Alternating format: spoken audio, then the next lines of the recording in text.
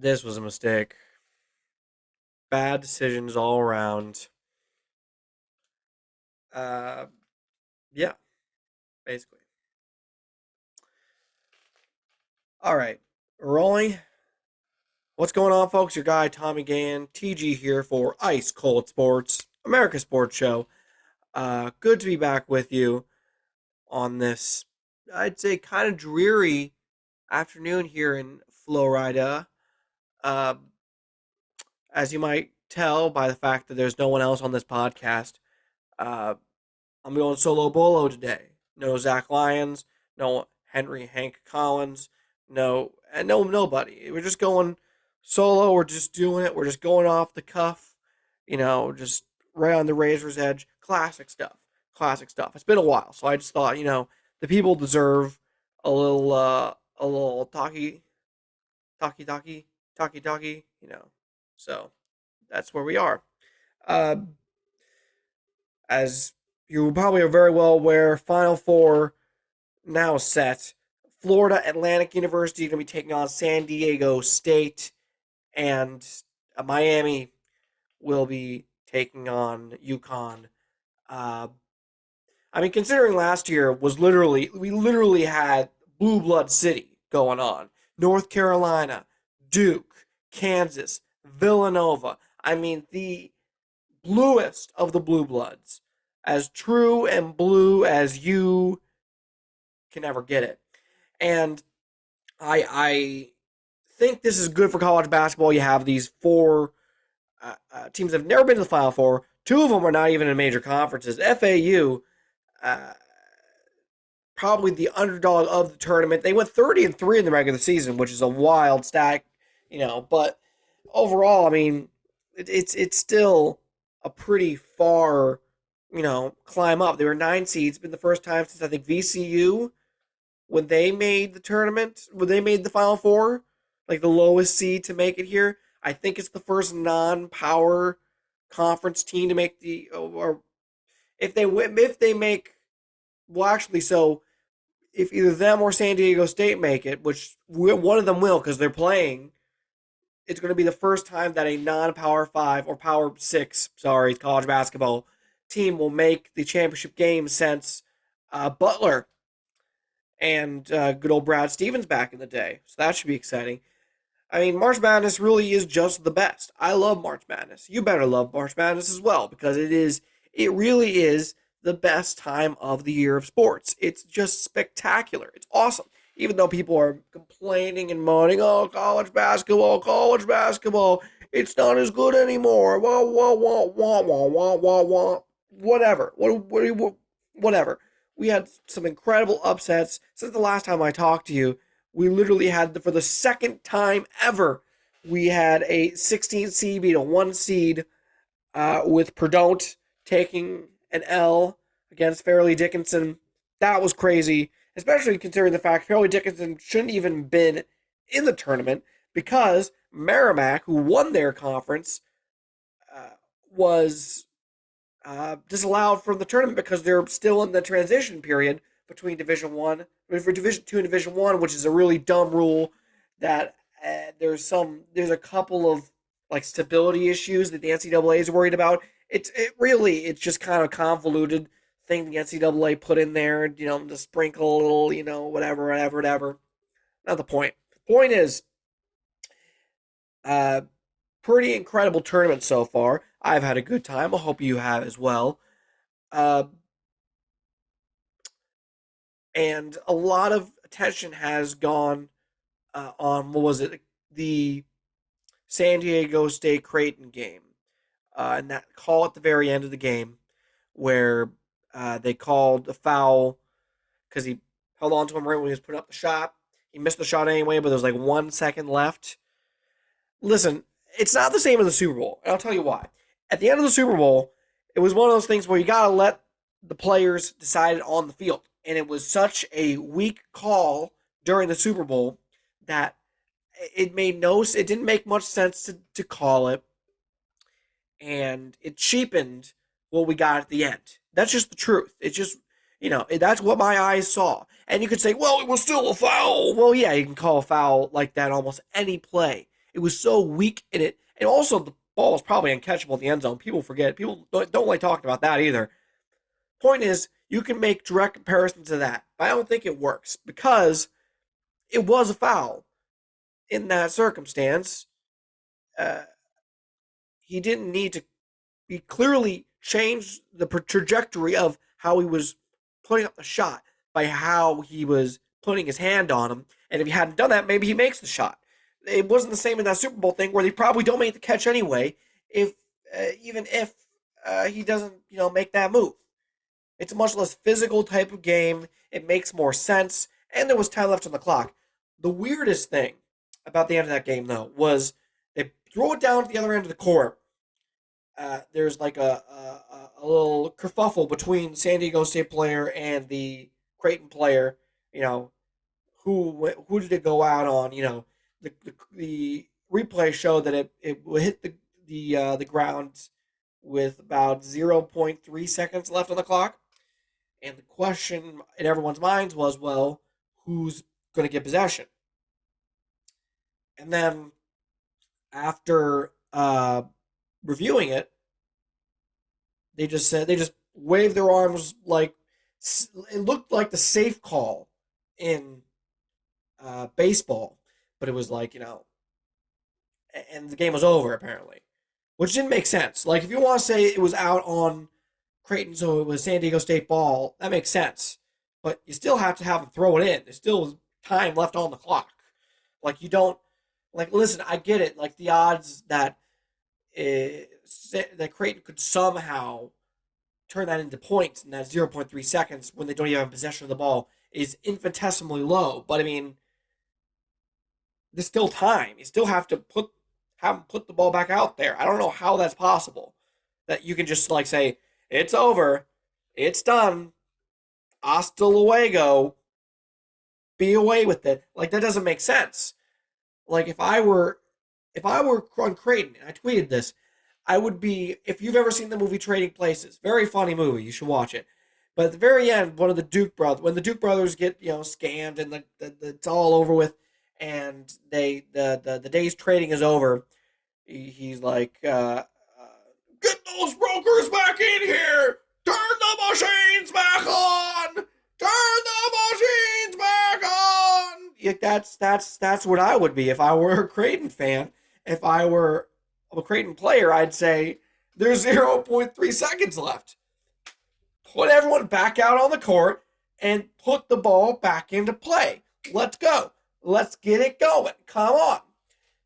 But that didn't happen. I don't know. I feel like that's how it should have gone.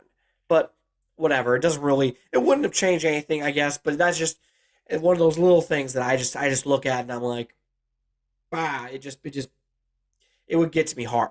That's all. That's all. Uh, in news that broke just today, apparently two different ownership groups have met Dan Snyder's. Well, the estimation for the Washington Commanders, uh, their estimation was put at $6 billion, and two different groups have already reached that total, like two different investment groups. And apparently, I think it was Adam Schefter that said that they think that by the draft they'll have a sale in place for the for Washington. And I mean, all right. I mean, listen, this is a great day if you're a Washington fan. If the team formerly known as the Redskins. I mean, listen, I don't really. It's tough because we've just been kind of, dragged along this whole Dan Snyder journey for the last like decade. It's been a long time. It's been a really long time. We've been, and I get it. It's been going on longer than that. I know, but I feel like it's really picked up steam as the decade has gone along. And obviously, there's all these different investigations going on against him, and I get that. Apparently, Magic Johnson is in one of those ownership groups, which I suppose makes sense. And then a Canadian is like the front runner in the other one. I don't know how that works. Apparently, the Canadians are going to want to own NFL franchises now. What's next? Who knows? Uh, but yeah, it's $6 billion. Some people were scoffing, saying, "How are they worth $6 billion? That's crazy. That's an insane amount of money." First of all, no, it's not. If you know anything about NFL evaluations and how the market works, $6 billion, that makes sense. Like that's almost, even for a bottom of a franchise like Washington, it's almost like just buying, it's a buying the golden ticket to get into the game, because the NFL is, the big time when it comes to professional sports ownership. So it makes sense that $6 billion would be that total that you would end up having to pay. It's a lot of money, but it's just how the market works in this scenario. Same thing went for, was the Suns were valued at $5 billion. I mean, the NFL is such a massive, the NBA is such a massive enterprise that $5 billion makes sense, because even though Phoenix might be not be the most attractive franchise, although they, contender, they were just in the finals a couple years ago. $5 billion is a ticket into the game. I mean, it's a massive media enterprise. It's a huge massive money maker. And that's another thing not being talked about. People say, "Well, it's Dan Snyder got, he got what was coming to him." Yeah, no. Dan Snyder is probably not going to be charged with anything in the end of the day. I mean, you could say whatever about all the accusations made against him, which I'm not here to defend Dan Snyder by any means, any way, any shape, any form. But he bought the. I read today he bought the franchise for $800 million back in like the late '90s, and now he's going to sell it for $6 billion, a $5 billion return on investment. I mean, also, if you're another NFL owner of like a moderately well working franchise, you got to be seeing dollar signs in your eyes even more. Because if Washington is worth $6 billion, how much are the Cowboys worth? They got to be worth like $9 billion, and that's not even an exaggeration. And that might be an valuation on my part. So that's crazy. What else? Honestly, a lot of stuff has gone on since the last time I podcasted, but it's been so long that it's just everything kind of just blends together in my brain. New Ice Cold Sports logo, you should check that out on our social medias at Ice Cold SPRTS, and then visit icecoldsports.com as well. And then my socials at Tommy S. Gahan, that's Gahan. I'm trying to really get into some more different content, trying to really open up, making more loosey goosey with this podcast. I don't want this to be, well, this is the let's all talk about stats and give our, this isn't ESPN here, guys. All right, we're not on the worldwide leader of sports talking talking about what the new salary cap rules mean for. No, this is an off the cuff, let's get rocking and rolling type of show, and we need to really kick it into high gear when it comes to that. We just kind of just go down the very we get a little too methodical. We get a little too much of the, this is like this is like NBC nightly news with Brian Williams, except we're not lying about helicopter crashes or whatever he lied about like 10 years ago. I still can't remember. Is he working? Comment below on YouTube or on Apple Podcasts, and subscribe on both, by the way, and rate 5 stars and like and do all that crap. If he is, I'm looking forward to this. This is exciting. This is good stuff. And was this all gibberish? Was this all worth it in the end? Maybe not, but who knows? Coming up on future episodes, we're going to be talking about baseball. Before I log off, I do want to talk about baseball for a second. So, World Baseball Classic. You might have watched it. You might have not watched it. Some of you out there might be saying, "What in the good graciousness is the World Baseball Classic?" Imagine the World Cup, but for baseball. Essentially, that's the idea of the World Baseball Classic. And a lot of you out there probably do know what it is. Everyone's getting into like hysterics over player injuries. KFC, Kevin Clancy from Barstool,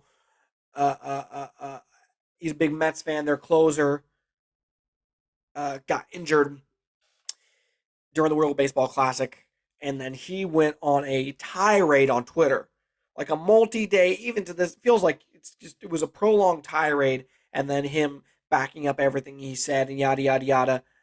Uh, Thing about how don't send your players to the World Baseball Classic because they could get hurt and yada yada, and, all that stuff. I mean, Edwin Diaz, who you might remember as the trumpets guy from last season, he got injured, and people, getting all up in hysterics about it and about how it could have been prevented. First of all, if you actually understand how it happened, they won the game and they were celebrating. It didn't even seem like they were going that insane with how they were celebrating, and he got injured. He tore his patella tendon, and that sucks. It really sucks. But at the same time, it's a freak accident. It's a freak injury. The odds are his body was already conditioned to have that happen before this. I mean, there's a good chance it would have happened anyway. So, like, it's not like he was put into, like, some extra amount of danger that caused all this. So, first of all, that needs to be put out there. Second of all, when people try to point this out to him, try to give him, this is one of the pitfalls of Twitter, is that people get so dug in on their opinions that they can't really take two steps back and look at it and say, maybe I wasn't right. Maybe I wasn't all the way right about this. I'm going to go back and revise and say, hey, maybe I was wrong. Maybe I overreacted. Like, there is a difference between being a coward and, like, kowtowing to what everyone else says and, like, taking a step back and saying, okay, maybe I was wrong. A little bit. Maybe I do need to adjust my way of thinking. Maybe that's just how it has to be. He didn't do that. In my own life, I think I need to do that more. I mean, I feel like I say a lot of things off the cuff on this podcast. It's been all off the cuff, and you may not agree with everything I have said on this podcast. But if I said anything truly wrong or just incorrect, I hope I could look at it objectively and say, you know what? I got it wrong. I was wrong. Uh, but instead, Kevin kept pushing and pushing and pushing, saying how nobody cares about the World Baseball Classic, and a little bit of it is correct. I mean, people don't care that much about it. And when a couple players and people came out and said and compared it to, like, the World Series and stuff, that was ridiculous. The World Series is a completely different. That's the highest form of baseball that you can get. Uh, and then so that was dumb. But at the same time, people seem to care. I mean, people across the world seem to care, and even people in the United States. I saw a lot of attention going through Twitter and stuff like that. And that leads into one more thing about the World Baseball Classic. So if you watch it, the last at bat was between Shohei Ohtani and Mike Trout of the Angels. And two of the best players in baseball, one and two, you could argue, Ohtani and Trout. Ohtani, obviously a generational talent, the first guy in like a century to be doing the full-time pitcher and full-time hitter thing, which is bonkers, crazy kind of stuff. Uh, at least from how we've been taught how baseball should go, which probably should be readjusted. But they had that final at bat, and Trout struck out, and it was a great whole thing. But it shined a light on the fact that both of those guys are teammates on the same team, the Los Angeles Angels. And you think if you have the two best players in the game, you'd be a contender. At the very least, you'd be like making like the last seed in the playoffs pretty consistently. Ain't happening. The Angels are down in the dumps, down in the real dumps. And if you're an Angels fan, that's got to be tough. That's got to be tough. I mean, it's nice having those guys. You can say, we have Trout and Ohtani, our guys, but you have those two incredible players, and you can't even go anywhere. I mean, there needs to be some major changes in everything you do. I've said for a long time that the Angels needed to trade Mike Trout, and they probably also need to trade Ohtani, to be honest here, because Ohtani's contract is done at the end of this year. I wouldn't be 1,000% surprised if you saw Ohtani traded at the deadline because the odds are the Angels aren't going to be too spectacular this year. Sorry, Angels fans. And you probably want to get something for him because it looks, all the signs point to him probably being gone. It's just how it is. So if I'm gonna shout out to Angels fans, I mean, you have two incredible players, but you can't go anywhere with them. That's kind of a nightmare. It's kind of what the Blazers, it feels like, is going on with Lillard. I've heard, this could be the end for the Blazers and Lillard, which part of me thinks maybe not so, because uh, uh, uh, I feel like he would have been gone already. If he was going to go, I think he'd be gone already. So I don't know. Speaking of players, and I know we're still going here, and I basically alluded to being the end like 5-10 minutes ago, but just bear with me. Uh, Lamar Jackson yesterday came out and said, I asked for a trade. They're not giving me my demands. I want out of here. As you probably know, but maybe don't know, uh, Lamar Jackson got put on, what was it, the non exclusive? He was non exclusively franchise tagged, which means that another team can come in over the franchise tag if it was a 32 million and put in another free agent thing and then take him away. But no teams will do that. And some people are yelling collusion, which I don't know. That's possible. I think there's a decent chance of that. Other people are saying, well, it's all because of guaranteed money type things and Deshaun Watson getting all this guaranteed money and teams wanting to reset the market and Lamar Jackson getting caught at the wrong place at the wrong time when it comes to contract negotiations. Uh, but it's still crazy. I was saying the other day to friends, I think this might be the end of the Lamar Jackson era in Baltimore because this is like him coming out and saying, I want out, like in this public of a way, seems like a direct shot across the bow to where he wants anyone to offer him money, cash money, to be their quarterback.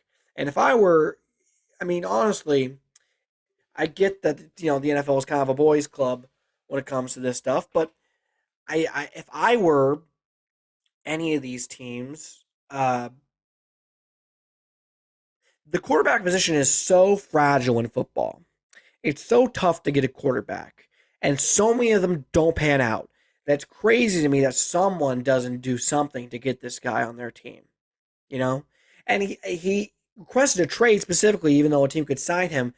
I think to out of put even more pressure on the Ravens, and out of a sign of teams don't seem to be willing to uh, pay him that free agency money, which is kind of crazy in and of itself. I don't know. I don't know. It seems like the market should be a lot hotter for this guy, but it hasn't been, but it should be. Is it possible that if you rewound this a couple years or fast forward this a couple years, this would be going a lot quicker? Maybe. Maybe. But at the same time, the Aaron Rodgers thing is going on. Aaron Rodgers says he's heading out of Green Bay. Very excited about that, by the way, as a Bears fan. And they still don't have the trade done between the Packers and the Jets, even though it's been considered basically a done deal that he's going to go to the Jets eventually. But if that market is going so slow, I guess it can't be too much of a surprise that this market's going so slow. But who knows? Maybe soon enough things will be worked out in Baltimore, but I think the odds are it won't be. Take that as you may. Any case, folks, like I said, please subscribe. Ice Cold Sports, Ice Cold SPRTS on Twitter, Instagram, TikTok. Tommy S. Gahan, Gahan on Twitter, Instagram, TikTok. Anything else? Nah, I guess not. Thank you all for watching. My name is Tommy Gahan, and this has been Ice. I'm trying to do the hand symbols of what Ice Cold Sports would be, but I'm just going to give up that right now. Ice Cold Sports. See you guys.